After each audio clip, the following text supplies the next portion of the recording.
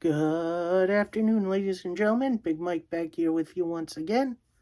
And today I'm going to bring you my recap and maybe some thoughts on Ring of Honor Final Battle 2022. Overall, fun night. Very little in the terms of mismatches and, let's see where we are. So, grab yourself a snack, maybe something to drink, and let's do this. So, first match on the main card, we actually have 4 pre-show matches that just got added on Rampage, which is why I always miss these. But you know what? Hey, whatever. So, first match, we have New Japan Pro Wrestling's own Jeff Cobb. That's right, Jeff Cobb making an AEW return. He made a brief stint in AEW being the hitman for the Inner Circle when Jericho was feuding with Moxley. That was like late 2019, I think. So that's interesting. Had a quick little match with Moxley and then went back to New Japan, where he kind of low-key is killing it. And he takes on Mascadora. If you don't know who that is the former Grand Metalik. He has also been kind of killing it in New Japan, but New Japan Strong, the American branch of New Japan. This match, pretty much typical big guy versus little guy match. Big guy uses the power, little guy uses the speed. Impressive as hell finisher when Dora looked like he was going for a springboard, whatever it was, into a tour of the islands for the win for Jeff Cobb. I'm going to give this match a thumbs up. I wish it went a little bit longer, but it made the point that Jeff Cobb is no one to F with. Oh, and what? How can I forgot about Forbidden Door. He tag teamed with Great Khan to take on, who the heck was it? I think it was the best friend. No, it was Roppongi Vice. It was Trent Seven and Rocky Romero and FTR. That's where FTR won the IWGP Tag Team Championships. Why did I forget about Forbidden Door? That was one of my favorite shows of the year. Kind of spoiler alert for a future video. Alright, next up we have the Jericho Appreciation Society, being represented by Angelo Parker and Matt Menard. I believe they were 2.0 in WWE. I didn't really watch NXT when they were around. And they took on the team of the Shinobi Shadow Squad, which is Cheeseburger and Eli Isom. Isom, before ROH got sold to Tony Khan, I feel like definitely got a bit more of a push in that era of ROH. So it's definitely good to see him back. And I also really like Cheeseburger. Cheeseburger is a fantastic talent. Well, I'm surprised it isn't signed anywhere. Get on it, Impact. No, I'm kidding. Overall, kind of a nothing match. Like, it kind of just feels like it was there to fill time. Jericho Appreciation Society with the win. It's like the match was fine overall, but it felt like a kind of a nothing. Like, it really didn't need to be here. Next up, women's action, as we have Willow Nightingale taking on Trish Adora. These two were previously in the tournament for the Ring of Honor Women's title when that got introduced. Willow has yet now been signed to AEW, in which, give her a push, she's fantastic. My fellow Long Islander. And Trish Adora, who I kind of got introduced from Ring of Honor, and she's really good. This was an excellent bout, a lot of great chemistry. Adora using more her technical skill with her speed against Willow Nightingale's kind of power, I guess. Like, she's pretty speedy herself. Willow with a couple of destroyers, which I didn't see that coming, for the pin and the win. So I'm going to give this match a thumbs up. My only criticism, I wish they let them go a little bit longer, because I would like to see them wrestle again. And our main event of the pre-show is a couple of young guns, Top Flight. That's right, Darius and Dante Martin are back, baby. As they take on the Kingdom, a couple of OG Ring of Honor guys. That's Matt Taven and Mike Bennett. And boy, oh boy, this was a fun tag team match. You got Top Flight flying all over the ring. You got Taven trying to slow things down with Bennett. And then just a beautiful top rope flying. I don't even know what to call it. I think it's an air raid crash for the pin and the win. I'm going to give this a big thumbs up. I hope. Well, we'll save that for the end. I hope Top Flight becomes a bit more top guys when Ring of Honor relaunches. In which, spoiler alert, it's going to get a relaunch soon. And they worked really well with Bennett and Taven. Like, these two teams meshed really well. And hopefully we get to see more of them soon. So I'm going to give this match a big thumbs up. Now we start on the main show. And this was another late edition match. As Blake Christian and AR Fox take on LFI. That's Roosh and the debuting Dralistico. Now, Dralistico has a future tag team title match with Dragon Lee, who I'm surprised he's tagging with Roosh here, considering what Roosh and Andrade did to Dragon Lee in the Trios tournament. And they take on... Oh, yeah, that's it. This match was... It started out really good. A lot of high flying between Fox and Blake Christian. A lot of savagery from Roosh, too. Like, that was awesome.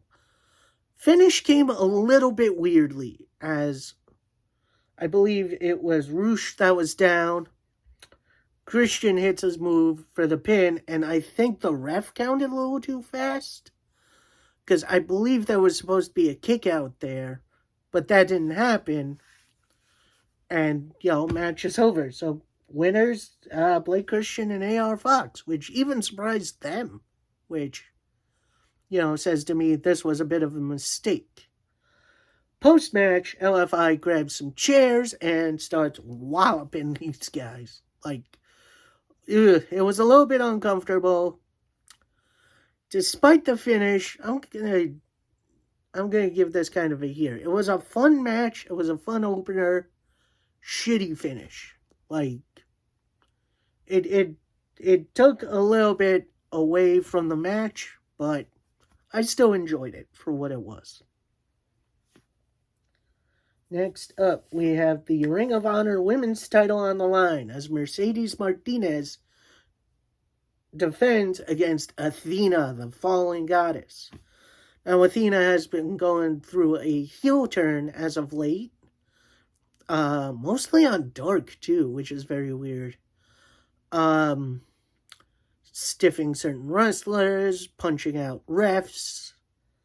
And it's been interesting. And it's, with Mercedes Martinez being hurt, it kind of stalled the storyline a little bit. So, get to the match. Looks like Athena is going for her Eclipse. I'm not going to say the name of her finisher. Early, Mercedes Martinez counters into a submission, which was very cool. A lot of good back and forth. A lot of stiff strikes from both sides. Athena looks like she's going for a Rana. Mercedes with a big top rope powerbomb. Then Mercedes slips up a little bit. Athena hits her with a big kick to the corner. Then an eclipse. 1, 2, 3. You're a winner. And new Ring of Honor Women's Champion, Athena. I'm going to give this match a thumbs up. This was a lot of fun. Great pacing. And these two worked really, really well together. Hopefully, we get to see more of them working together soon. Next up, a bit of a grudge match with no titles on the line, which I think it's the only one on this show. As you have Swerve in Our Glory, Swerve Strickland and Keith Lee, taking on Shane Taylor Promotions, which is Shane Taylor and J.D. Griffey. J.D. Griffey, I don't think was in the original run for Shane Taylor Promotions, and I think he's been mostly on Dark a couple of times, which is a bit weird for him to have this spot, but you know what? He really did kind of fit. Like, we definitely had some big guy versus little guy stuff going on, which is great. It's always good to see Shane Taylor on my TV. He's one of my favorite wrestlers since I started watching Ring of Honor. At one point, we do have Shane try for a top rope splash onto Keith Lee. Keith Lee catches him into a Big Bang catastrophe, but that gets broken up. It does then turn into a brawl between all four of them, which that was a little bit nutty. A lot of missed accidental spots, meaning you have Keith Lee going for a clothesline on Griffey, hits Swerve instead. At that point, Swerve then leaves the match. At that point, Griffey and Shane Taylor have Keith Lee 2-on-1. Looks like Griffey's going to go for a big punch, gets Shane Taylor instead. Keith Lee gets Griffey out of the ring. Big Bang catastrophe. 1, 2, 3. Your winners, Keith Lee and Swerve Strickland. I did think at Full Gear, Swerve and Our Glory were pretty much done as Keith Lee left their match, and that was a title match. So I guess this is a little bit of payback, and I do hope we do see Shane Taylor a bit more on, either AEW or Ring of Honor. So I'm going to give this match a big thumbs up. A lot of good storytelling, and, but with the history between Shane and Keith Lee, they were tag team partners like way back in the day. I feel like there was some pretty real animosity there. All right, next up, 6-man tag team action for the 6-man tag team titles. As Dalton Castle and the boys, Brendan and Tate, take on the Embassy, which is Brian Cage, Khan, and Toa Leona. This was a really fun big guys versus little guys match. You had the boys doing all their great flip-flops. At one point, you had both boys in a suplex position by Khan and Brian Cage. Stereo suplexes on the outside, which I think the camera missed, which is a bit of a shame, but whatever. At one point, you had the three big guys in the ring against one of the Tate brothers. The boys. And starting to get pinballed a little bit. Then Dalton Castle comes in, tries to break it up. But then the big guys just overpower him. Everyone hits their finisher on Brett, I believe it was. Including an impressive-looking drill claw from Brian Cage. 1, 2, 3. Your winners. New 6-man tag team champions. The Embassy. You know what? This was a big old car crash match, and I loved every minute of it. I'm going to give this a thumbs up. While not the most technical of the matches, it was still a lot of fun to watch. Then, post match, we get an interview with Top Flight, in which, it is Top Flight, in which we get an interview from Top Flight. They were talking to the backstage interviewer. In comes Matt Menard and Angelo Parker, saying, "Oh, you little kids don't really belong here. You should go back to the Indies, blah, blah, blah." And that starts a fight. They fight out to the ring, and an impressive dive by Dante Martin. They get in the ring, get a little beaten down, and then Top Flight leaves. So, we're probably getting a feud for that. Probably setting that up for the first Ring of Honor episode. Post-match, they're shooting down Wheeler Yuta and Claudio, who have title matches against their stablemates later in the night. Basically bringing out one of Jake Hager's hats, which is a purple rain hat, I guess. Basically saying, "Oh, you lose this match, you're going to join Hager in a tag team," in which they did team in WWE. I'd say pretty successfully. I enjoyed that team. Then out comes Wheeler Yuta, runs them off. In comes the pure champion, Daniel Garcia, to start their match. And boy, oh boy, did that start hot and heavy. Pardon my French. A lot of stiff elbows. At one point, each guy hits each other with a closed fist. Now, the ruling in a pure rules match is you can get away with one of those. If you do another, you're DQ'd. And I guess the title can change off of a DQ, which I think is new to me for pure rules. But, whatever. It's fine. A lot of good technical stuff. We had Yuta and the Dragon Tamer, which is Daniel Garcia's submission move. And with Yuta out of rope breaks, you only get 3 in pure rules matches. He then starts to edge closer to the ring ropes and starts just bouncing Garcia's head with like a basketball. Some high-flying stuff, but not a lot. Really a lot. Yuta then catches Garcia in the sleeper. Well, not the sleeper. I think it was a crossface for the big tap out. So your winner and new pure wrestling champion, Wheeler Yuta. I'm going to say this. This was a great wrestling match. These two know each other really well.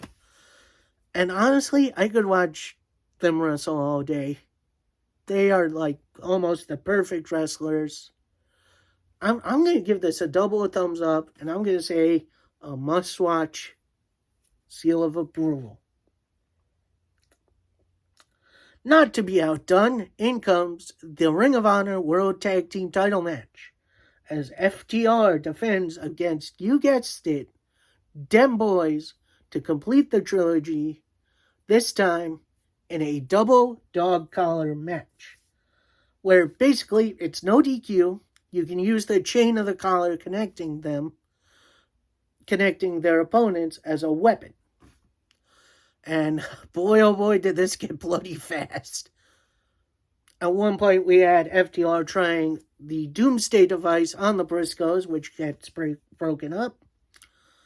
Briscoes had one of FTR double teamed, in which the guy, I believe it was Dax on the outside, yanked on the chain that was connecting them, breaking that up. At one point, I believe Cash Wheeler was kind of hung on the outside by the chain, and the other Briscoe whipped Dax Hardwood into the chain, breaking that up, which that was a cool spot. At one point, I believe it was Mark superplexing Jay outside the ring onto a pile of chairs. That was absolutely terrifying. Try for a big rig goes awry. And then, Jay Briscoe hits a J Driller on Dax. That gets broken up.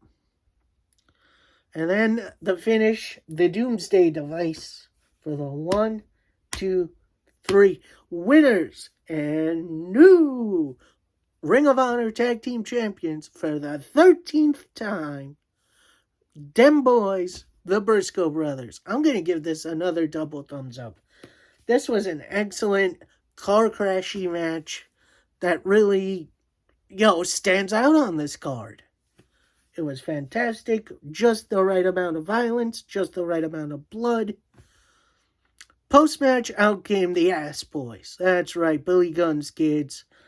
Beating down Dax and Cash, calling their careers at an end. In which the Briscoes come back out, save FTR. In which Dax crawls over to the microphone and pretty much says, "Hey, Ass Boys, next time we're kicking your ass." And so, yeah, that's it. It was, like I said, it was a great contrast to the previous match in Imperial Rules. It was complete and utter chaos, and I loved every minute of it. Next match for the Ring of Honor television title as Samoa Joe defends against Juice Robinson. Now, Juice is a recent introduction to AEW. He has been working in New Japan, recently joining Bullet Club. Although I don't know if he's still part of the crew. I'm not sure. It seems like he is, but we'll see. This match was fine. Like, it felt less like a real back and forth and more like a Joe Greatest Hits. Which, don't get me wrong, I love Joe. Samoa Joe is one of the best in the world, but something was missing from this match. I don't know what it was. Like, it wasn't a bad overall match, but it felt like it didn't go into another year. It felt like it stayed in first. And Joe wins with the Muscle Buster. I'm going to give this match like it was okay as a match, but something was missing. I'm not sure what it was, but it felt a little flat to me.